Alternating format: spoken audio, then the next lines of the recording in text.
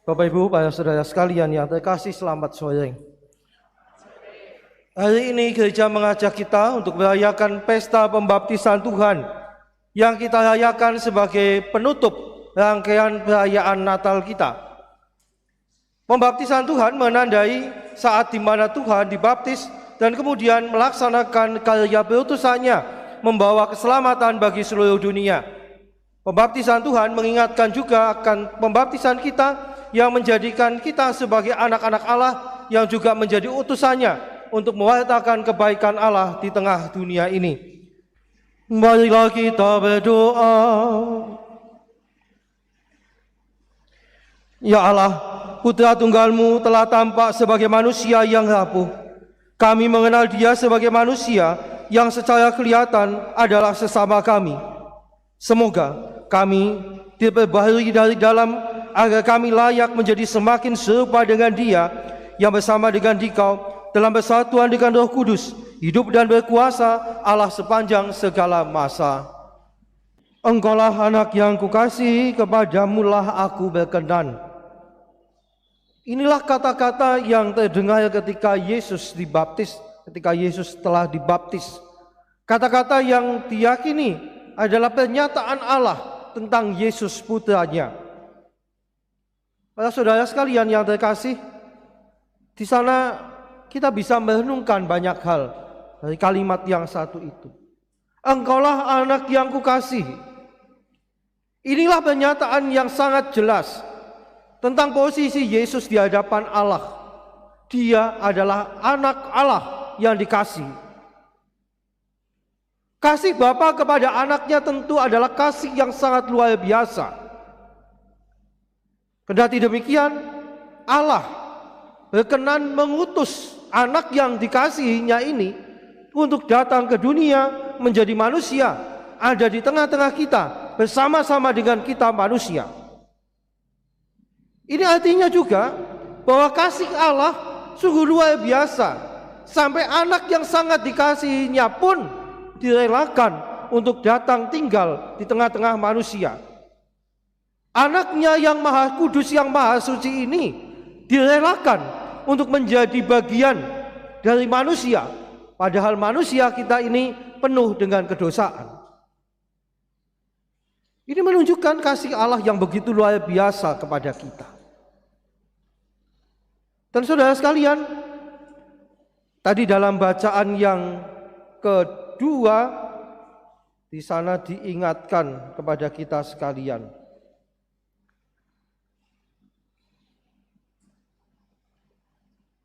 Dikatakan demikian, Dia inilah yang telah datang dengan air dan darah, yaitu Yesus Kristus, bukan saja dengan air tapi dengan air dan darah. Ini mengatakan bahwa kemanusiaan Yesus adalah kemanusiaan yang sepenuhnya, tetapi sekaligus juga Dia adalah anak Allah yang sangat dikasihi oleh Bapanya. Yohanes juga mengatakan, setiap orang yang percaya bahwa Yesus adalah Kristus, ia lahir dari Allah. Dan setiap orang yang mengasihi Dia yang melahirkan, mengasihi juga Dia yang lahir daripadanya. Dengan demikian dikatakan Yesus itu anak Allah yang sangat dikasihi. Tetapi kita, manusia-manusia yang percaya kepadanya, kita ini juga lahir dari Allah. Artinya kita ini juga anak-anak Allah. Jangan lupa, ketika kita dibaptis, kita diangkat menjadi anak-anak Allah. Apa artinya menjadi anak Allah? Artinya bahwa sebetulnya sebagai anak Allah, kita diajak untuk melaksanakan apa yang menjadi kehendak Allah. Sebagaimana tadi dikatakan juga di dalam bacaan yang kedua. Sebagai anak Allah, sama seperti Yesus, kita diajak untuk menjadi saksi-saksi kebaikan Allah. Jadi Yesus sebagai anak Allah, Dia menjadi manusia untuk menjadi saksi kebaikan Allah. Demikian juga kita yang percaya kepada Yesus, kita diangkat menjadi anak-anak Allah. Itu menjadi nyata sekali dalam sakramen pembaptisan yang kita terima. Dan oleh sebab itu, setiap anak Allah juga mesti memberikan kesaksian tentang kebaikan Allah, tentang cinta kasih Allah. Maka Yohanes mengatakan yang percaya kepada Dia itu lahir dari Allah, Dan setiap orang yang mengasihi Allah yang melahirkan kita itu, dia juga mesti mengasihi mereka yang lahir daripadanya, yaitu sesama kita dan juga Yesus sebetulnya. Kembali pada kata-kata dalam bacaan Injil. Di sana, engkaulah anak yang kukasih, kepadamulah aku berkenan. Mengapa Allah begitu berkenan kepada Yesus? Tentu karena Allah pertama mencintai Yesus sebagai putranya, Allah putra. Tetapi juga karena memang Yesus datang ke dunia itu untuk mewartakan kasih Allah. Yesus datang ke dunia untuk melaksanakan apa yang menjadi kehendak Allah. Itulah sebabnya Allah sangat berkenan kepada Yesus. Di sana juga dikatakan dalam bacaan pertama, supaya kita menyadari sungguh rancangan Allah bukan rancanganmu, jalanmu bukanlah jalanku. Itu artinya supaya kita sungguh terbuka, membiarkan diri kita dipakai oleh Allah untuk melaksanakan rencana-rencananya yang memang bisa jadi berbeda atau bahkan bertentangan dengan apa yang kita rencanakan. Dan Yesus melakukan itu semua. Kita ingat kata-kata Yesus dalam doanya di Taman Getsemani, jikalau mungkin biarlah piala ini lalu daripadaku. Jikalau mungkin. Tetapi bukan kehendakku, melainkan kehendakmu lah yang terjadi. Ini artinya apa? Jikalau mungkin biarlah piala ini lalu daripadaku, itu kan keinginannya Yesus. Tetapi Yesus mengatakan, tapi bukan kehendakku Bapa, tapi kehendakmu lah yang terjadi. Rancanganku bukanlah rancanganmu, kata Allah itu. Dan Yesus membiarkan rancangan Allah terjadi pada dirinya. Itu sebabnya dia menjadi anak yang berkenan kepada Allah.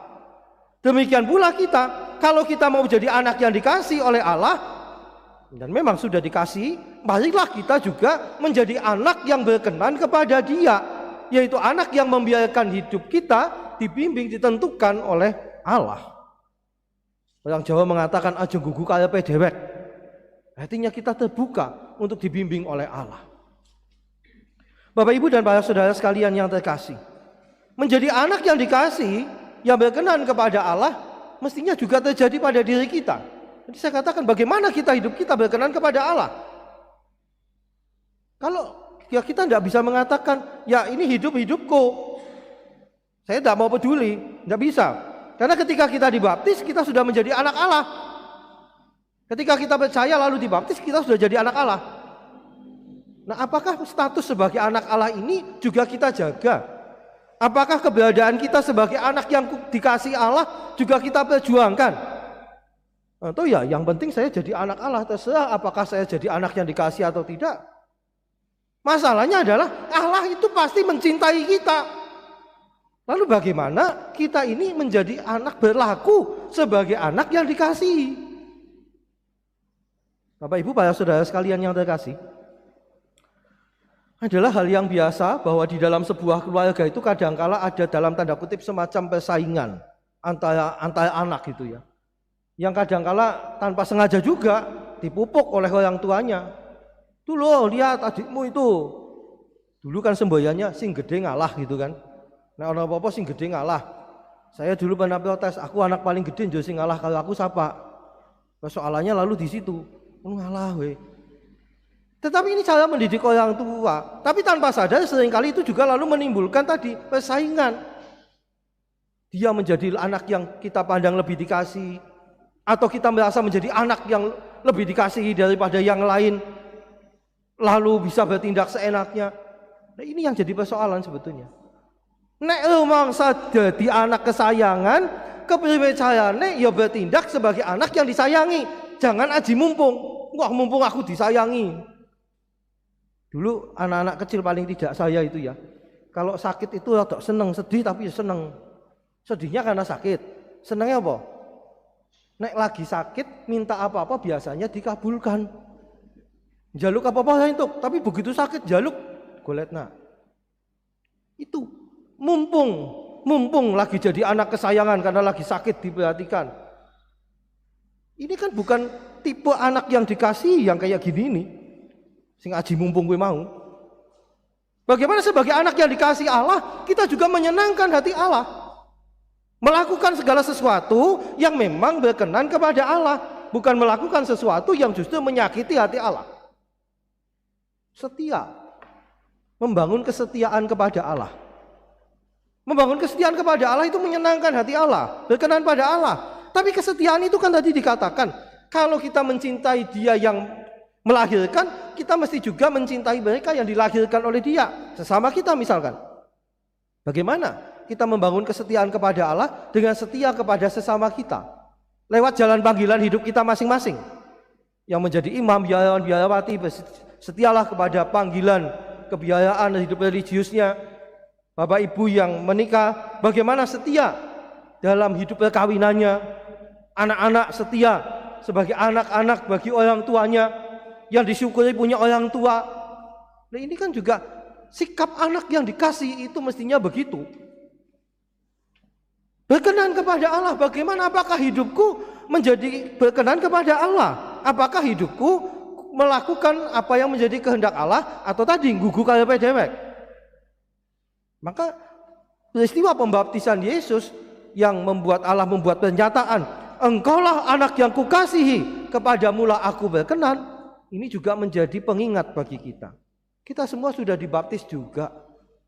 Kita sudah jadi anak-anak Allah. Allah jelas menjadikan kita anak yang dikasihi. Apakah kita bertindak menjadi anak yang dikasihi? Apakah hidup kita adalah hidup yang berkenan kepada Allah? Semoga Bapak Ibu Saudara sekalian yang terkasih, hidup kita sungguh layak sebagai anak yang memang layak dikasihi gitu loh. Bagaimana menjadikan hidup kita layak dikasih Allah? Bagaimana menjadikan hidup kita berkenan kepada Allah? Itu yang mesti kita perjuangkan. Tidak mudah, ya memang karena tadi rancanganku bukan rancanganmu. Seringkali apa yang kita yakini sebagai kebaikan bagi diri kita ternyata beda dengan rencana Allah. Nah, dalam situasi seperti itulah sebetulnya kita ditantang. Berani enggak kita itu membiarkan Allah bekerja dalam diri kita? Apakah dalam situasi seperti itu kita bertindak sebagai anak yang dikasihi, yang memang berkenan kepada Allah, ataukah lebih mementingkan keinginan kita? Perjuangan menjadi anak yang dikasihi, perjuangan menjadi anak yang berkenan kepada Allah seringkali tidak mudah. Kenapa tidak mudah? Karena kita gugu karepe dhewe. Tapi kalau kita berani berpasrah kepada Allah, terbuka menerima rancangannya, maka sungguh kasih Allah itu akan kita rasakan.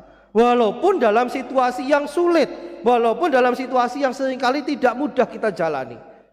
Memang, tapi pada akhirnya kita akan mengatakan, oh jebul. Nah, oh jebul karepe Allah kayak yang ini. Ketika sampai di situ, baru kita, oh iya, ternyata Tuhan itu sungguh baik. Ada banyak kesulitan, tapi ternyata Tuhan memang sungguh baik.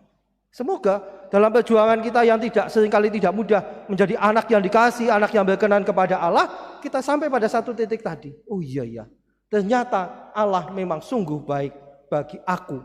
Dia sungguh mencintai aku sebagai anaknya. Dia sungguh mau menjadikan aku anak yang berkenan kepadanya. Amin. Marilah kita berdoa. Allah Bapa yang murah hati, Engkau telah menyegarkan kami berkat anugerah suci-Mu ini. Kami mohon, semoga kami dengan setia mendengarkan Putra-Mu yang tunggal, supaya kami bukan saja dinamakan, tapi sungguh-sungguh menjadi putra yang Kau kasihi dan berkenan kepadamu. Sebab Kristuslah Tuhan dan perantara kami, kini dan sepanjang segala masa.